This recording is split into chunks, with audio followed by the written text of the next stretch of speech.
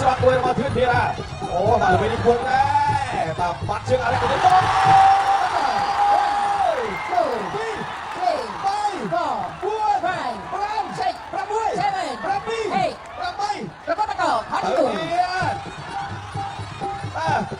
មួយដៃអត់បាច់នេះបាទតែគេស្វិត30%បោះតកៃទៀតគេស្វិតចាក់សង្គមគេកែមួយទៀតឆ្វេងមកធឿនធារា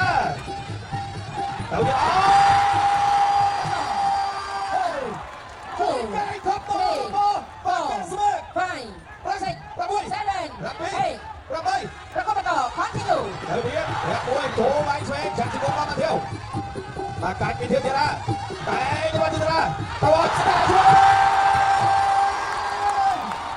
មួយដៃឆ្វេងនេះការរត់ដៃខាងមករបស់គេស្មើបិទអើយបាទ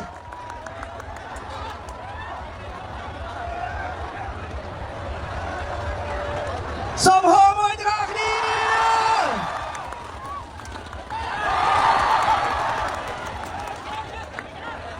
អូយ